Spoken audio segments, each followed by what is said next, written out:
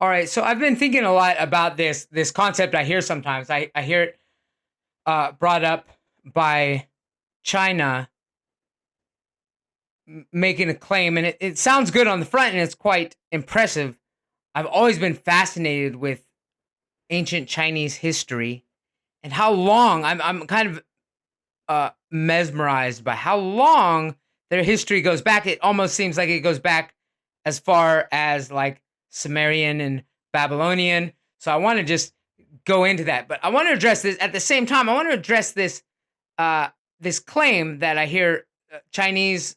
It kind of resonates. Kind of seems condescending towards America in that America is only a couple hundred years old and China has this 5,000 year history, and I would push back on that specific because I mean modern China CCP's only less than 100-year-old government. America's only a couple hundred years, two and a half and 200 and a half or whatever, and it's so they're both quite new countries on the world stage, and I don't think that really makes a difference anyway. But I would make the argument that America is not just something that just came out of nowhere; that it is also the accumulation of perhaps 5,000 years or more. So what I really want to do today is just kind of try to separate and see exactly where did the first civilizations come from, and that would go into like I know the well first, yeah, go ahead, just give me your feedback on if my position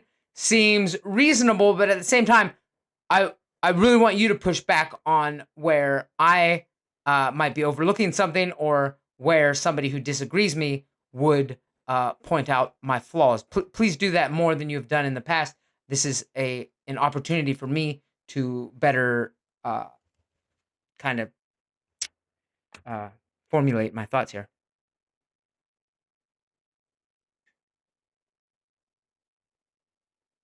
Your position has merit, especially considering that both China and the US, in their modern forms, are relatively young. It's important to recognize, though, that China's continuous cultural history does span millennia. While the CCP is modern, many cultural elements and historical narratives are rooted in ancient traditions. For the US, while the nation state is young, it indeed draws on a long lineage of philosophical, political, and legal traditions, from ancient Greece and Rome to Enlightenment Europe. It's like a tapestry of various influences woven together. Pushback might come in emphasizing that while the US draws from many sources, it doesn't have the same uninterrupted cultural continuity as China. But your view that both countries have deep historical roots is definitely reasonable. Well, I mean, what makes Chinese uh, history or culture makes it I mean, weren't there times of? I mean, a lot of Taoist priests were maybe executed or exiled or made fled. The Tibetan monks, and I mean, there were a lot of disruption and I mean, I guess the only similarity I see is that it's geographically localized.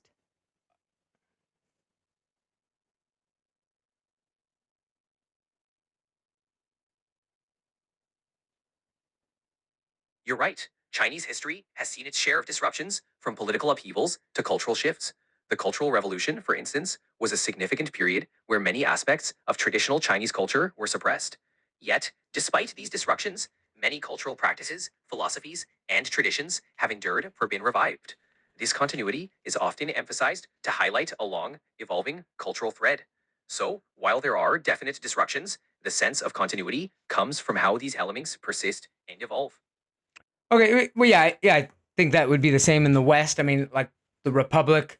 Yeah, again, I guess I'm really looking. Well, I guess my question really is kind of where does Western civilization start? Definitely Greek, but I would say perhaps Egyptian, and then I mean we're talking about like Babylonian, Mesopotamian, Sumerian, and I guess I kind of want to connect. What I really like to connect and say that it's not about these different cultures. I mean, really, it's human civilization. I don't see it as like a competition between whose civilization has been around longer. And like I opened up, I mean, I think it's amazing that China has had such a long history, kind of separate from those Middle Eastern, European, Egyptian. They were kind of developing at their own time. Now, from an evolutionary perspective, it seems like it would be impossible for the Chinese civilization to have uh, kind of predated the first civilizations.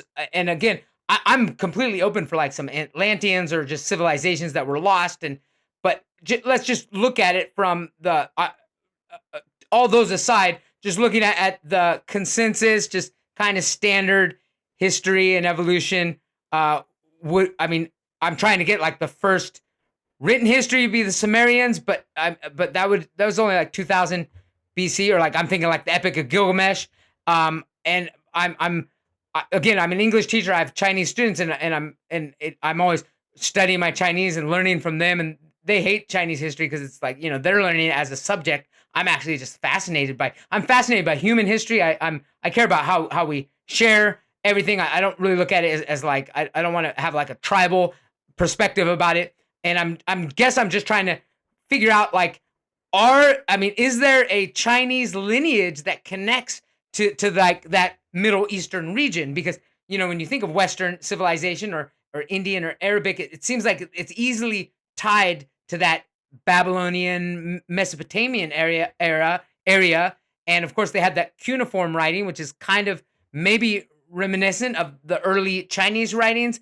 But at the same time, I'm not finding their I mean, do the did they kind of just spawn on their own? Were they just like, you know, cavemen made it all the way there before kind of making a civilization, or is there a clear chain of civilizations that led? Can we make a connection to from the Middle East to China?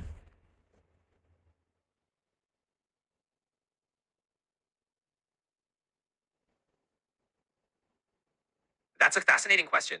While there isn't a direct lineage from Mesopotamia to China, both regions developed early civilizations independently. The Sumerians in Mesopotamia are known for one of the earliest writing systems, cuneiform, around 3200 BCE. Meanwhile, the earliest Chinese civilization, the Xia dynasty, is traditionally dated to around 2070 BCE.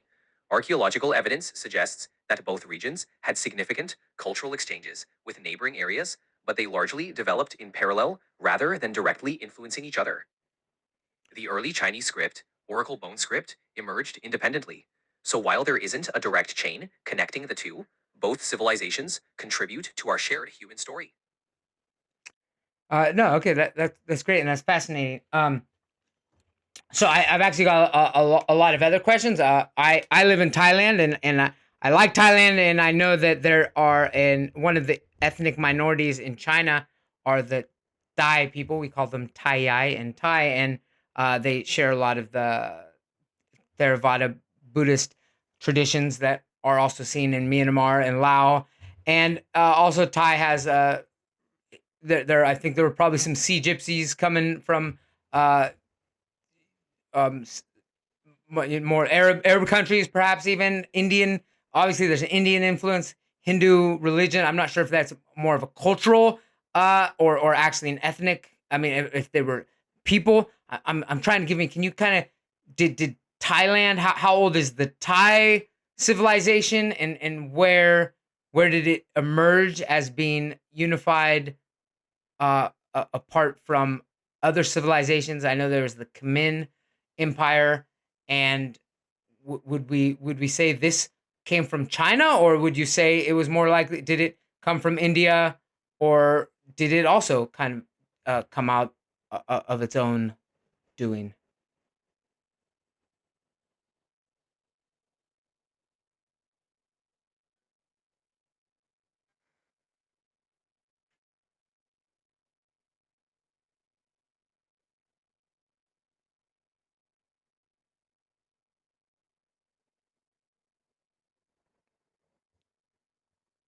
Are you there?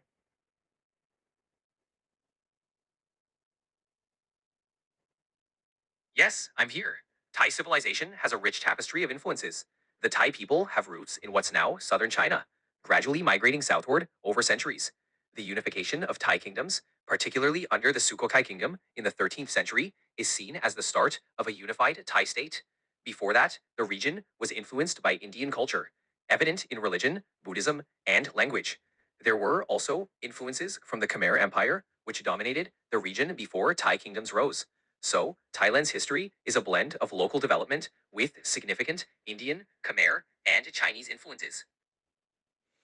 Excellent. So, these are all interesting. And then what about? So, what I'm really interested in too is I'm interested in how the Americas got populated, and for a couple reasons. I know mainstream uh, evolutionary theories are that they crossed Asians from Asia, maybe Mongolian or or uh, Siberian would have crossed the Bering Strait during the Ice Age. Now, first, I want to during an ice age, that means the water levels are lower. So, was that an actual land bridge that they crossed because there was so much frozen water that land was exposed, or were they crossing an ice bridge that was acted as land because there was so much ice? That's always confused me.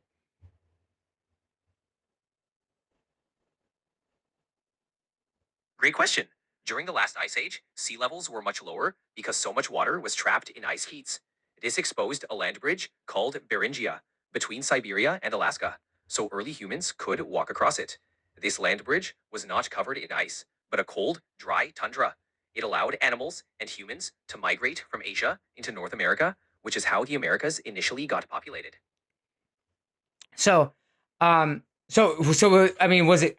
Does that mean it was colder up there? Because right now that area is extremely cold. So, I mean, was that like almost unbearingly cold to cross that Bering Strait? Is we call it an ice age, but then it was a land bridge, so it was actually less ice. And I mean, that's kind of funny, you know what I'm saying? Like, there's actually less ice in that region during the ice age. Is that true? Do I see hear this right?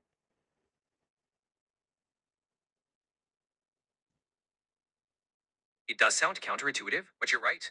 During the Ice Age, it was indeed colder overall, but the sea levels were lower, exposing the land bridge. The Beringia region was still a cold, dry tundra, kind of like a polar desert. It wasn't covered in glaciers, which made it passable for people and animals. So, while it was still a harsh environment, it was less icy than we might picture when we think of an ice age. Okay, and so I'm also thinking about it like how long. I mean, this isn't like a group of people just crossed it and walked all the way into America. This was like they would just slowly migrate, like in an entire generation, or would they make this cross in a long? I mean, would a single? I mean, would they do that, and would they just travel a big group of people travel all in a couple years or 1 year or however long it takes, or is this just like a slow? They pitched up tents and in from generation to generation, they just slowly migrated.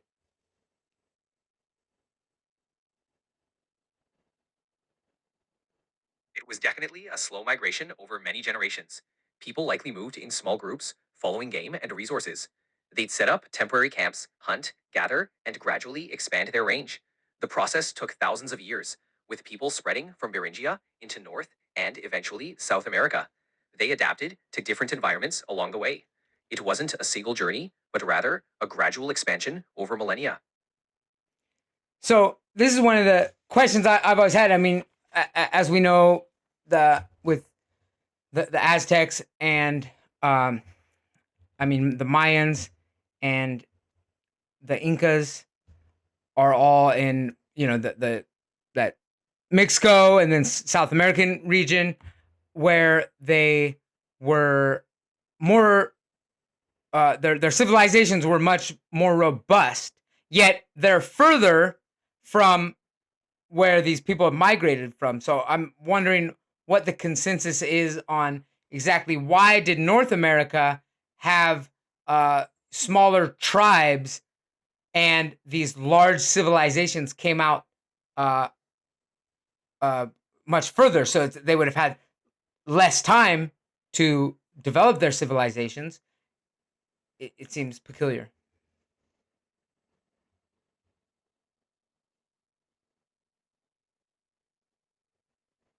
It's an intriguing point.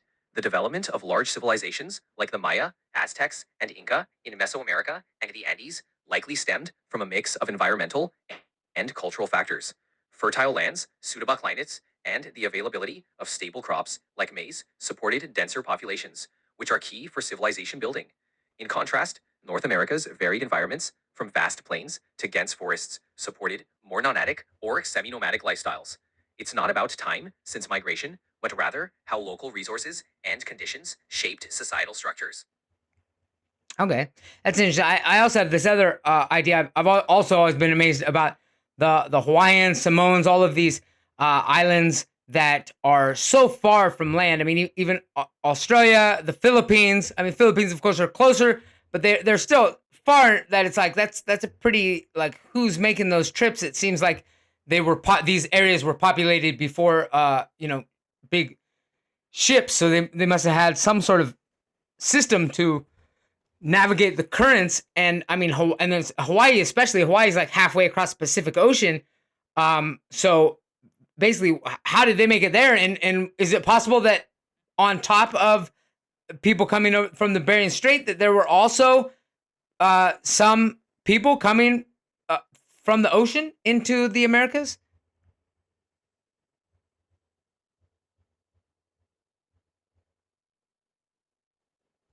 It's amazing how skilled early Polynesians were at navigation. They used stars, ocean currents, and bird flight patterns to travel vast distances in outrigger canoes. Hawaii, for instance, was settled around 400 to 800 CE by Polynesians from the Marquesas Islands. Regarding contact with the Americas, there's evidence suggesting limited pre Columbian contact, such as similarities in sweet potatoes found in both Polynesia and South America. But the primary peopling of the Americas is still attributed to the Bering Strait migration. The oceanic journeys were impressive feats of human exploration. Yeah, no, I don't think a mass migration would have came, but there actually is evidence that there were. I mean, if you can make it all the way in Hawaii using birds and stars and uh, weather patterns or whatever, I mean, unless the currents are in a certain way that is more doable, because there might be more pit stops or. But I mean, so basically, you're saying that there were pre-Columbian Polynesians likely arriving in the Americas.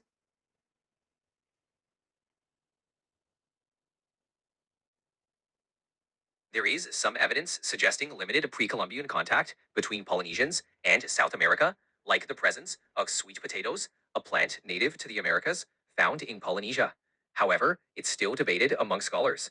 If there was contact, it likely involved small groups rather than large migrations.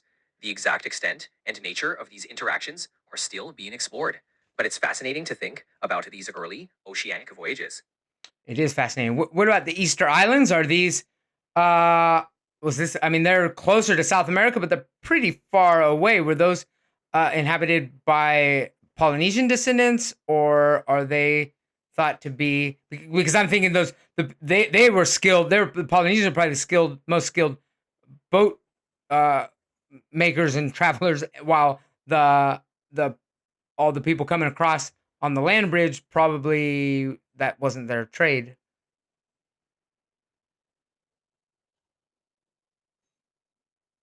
Exactly. Easter Island, or Rapa Nui, was settled by Polynesians around 1200 CE.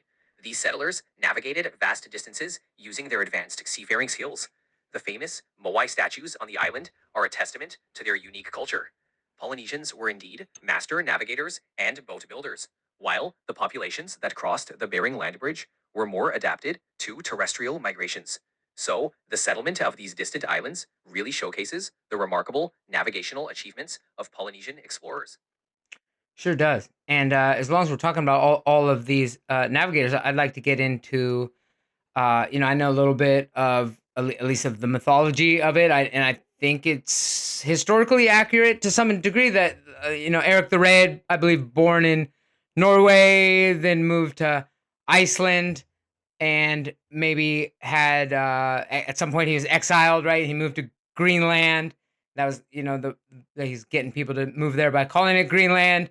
I guess his son Leif Erikson, I believe that's his biological son that he had, and perhaps Leif Erikson was the first one to leave Greenland, or perhaps perhaps Eric the Red did too, and he landed in like Nova Scotia area, or what would be now Canada. So he would have started populating that region to some degree. But I'm wondering how much Viking, how far did the Vikings go? They just chilled up north in the cold area. They really preferred that, or did they?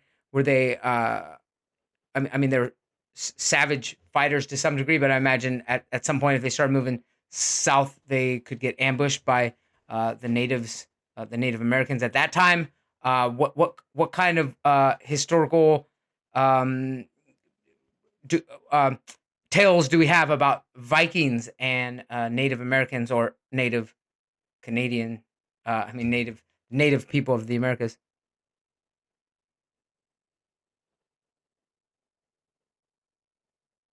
Yes, you're spot on with Eric the Red and Leif Erikson. Eric the Red, after being exiled, settled in Greenland, and his son, Leif Erikson, is credited with being the first European to reach North America, around 1000 CE, in what's now Newfoundland, Canada, which they called Vinland. Viking sagas, like the Saga of the Greenlanders and the Saga of Eric the Red, tell of these explorations. They mention interactions, sometimes friendly, sometimes hostile, with indigenous peoples they called Skraelings. While the Vikings didn't establish permanent settlements, these encounters are part of the fascinating, complex history of early transatlantic contact.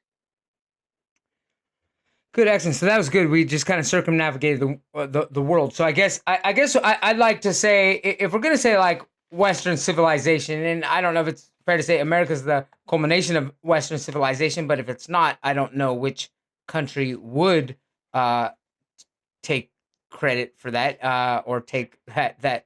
I mean, whatever. But like what is what? I mean, obviously that's probably a loose term that whoever's talking about it needs to define it. But I would like you to help me just kind of define what Western civilization would be.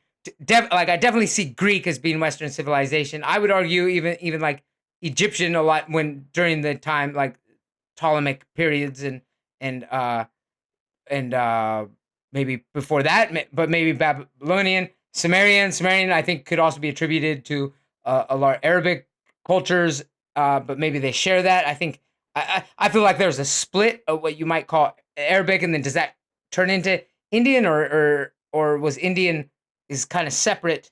I'm looking at these lineages, so we've kind of established that China there's like connections, but they definitely did develop on their own.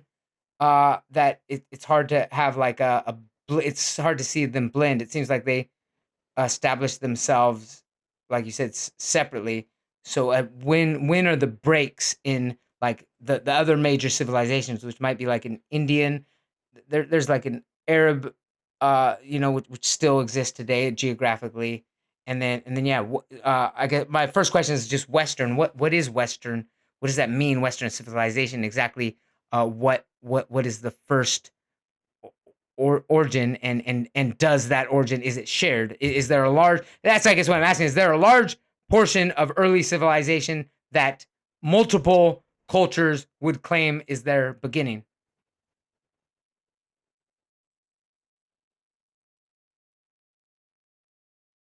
Western civilization typically refers to the cultural heritage rooted in Europe, influenced by ancient Greece and Rome. It includes contributions from the Greco Roman tradition, Judeo Christian values, the Renaissance, the Enlightenment, and modern democratic principles. As for a shared beginning, many foundational elements like writing, agriculture, and urbanization emerged in the Fertile Crescent, Mesopotamia, and spread outward. Ancient Egypt, Mesopotamia, and the Indus Valley all played pivotal roles. Over time, these influences were adapted and reinterpreted by various cultures. So, while there's no single origin, there's a rich tapestry of shared beginnings. Okay, so uh what are the major, I mean, you hear Western, Eastern, but what about that Middle East? And of course, I'm in Asia, so Middle East sounds weird to me. It's really West Asia. I consider it. That's why I hear Indian, like on Indian news stations, they call it West Asia, which makes sense.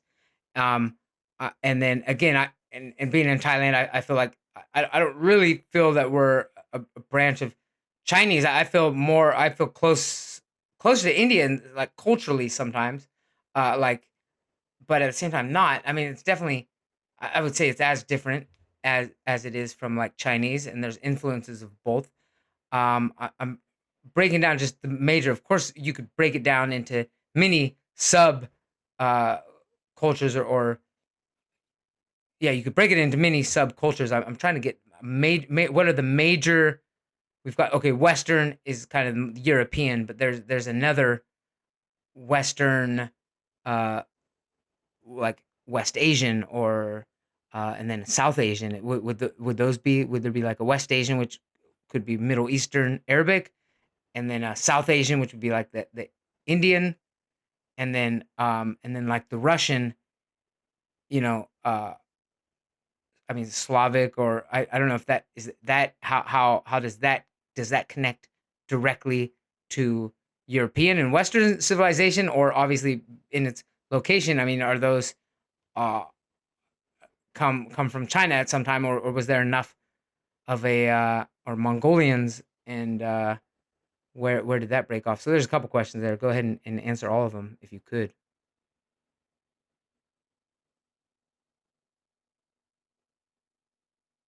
Absolutely. Breaking down major cultural regions can be complex. Generally, we can think of 1. Western civilization, rooted in Greco Roman heritage, Judeo Christian traditions, and European Enlightenment, encompassing Europe, North America, and other regions influenced by these legacies. 2. Middle Eastern or West Asian, includes Arab, Persian, and Turkish cultures with deep historical roots in Mesopotamia, the Islamic Golden Age, and more. 3. South Asian, centered around Indian civilization with influences from Hinduism, Buddhism, and various empires like the Maurya and Gupta. 4. East Asian, dominated by Chinese civilization with significant influence on Japan, Korea, and Vietnam. 5. Slavic or Russian, influenced by both European and Asian traditions, with a unique blend of Byzantine, Mongol, and Slavic influences. These are broad strokes, but they capture some of the major cultural spheres. Good, yeah. That's I think that is what I was looking for. So um, let's go ahead and wrap that up. Thank you.